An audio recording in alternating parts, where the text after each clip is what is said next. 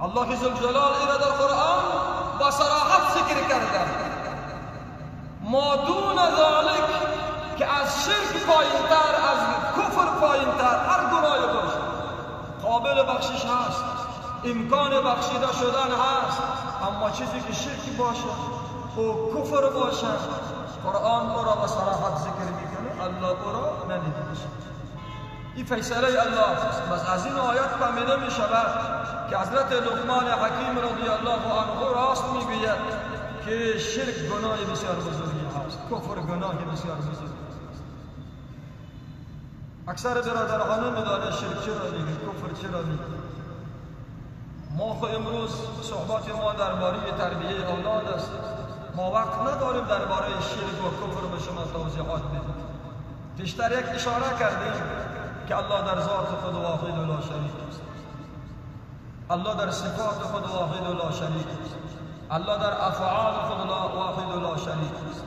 در هر کدام اینها کسی دیگری را بیاری شریک بسازید، العیاذ بالله بزرگ شرک. صفات هایی که به الله ذوالجلال اختصاص دارد، مثل علم غیب، دانستن پس پرده، دانستن پشت دیوار، دانستن درون زمین، زیر زمین، اینها اختصاص به الله است.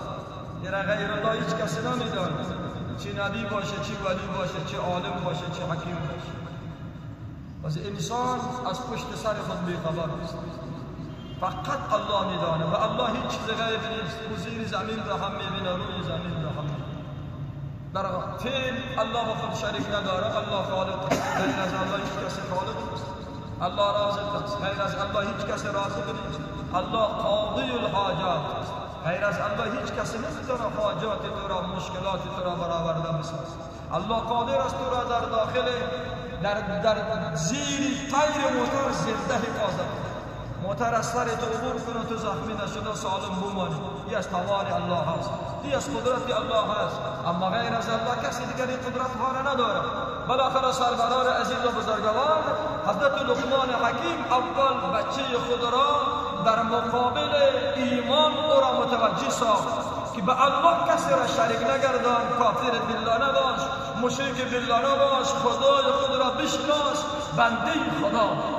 اولین توصیه لقمان حکیم در مقابل پسرش همین بوده و بعد از او می فرمایده یا بنی انها ان تک مثقال حبة من خردل فتكن في صخرة او في السماوات او في الارض یأتی بها الله ان الله لطیف خبیر. بار دیگر، جمله دیگر لقمان حکیم با پسر خود می فرماید ای بچگک ما، اگر جرم تو، جنایتی تو به اندازه یک دانه اسفند باشد، دانه اسفند را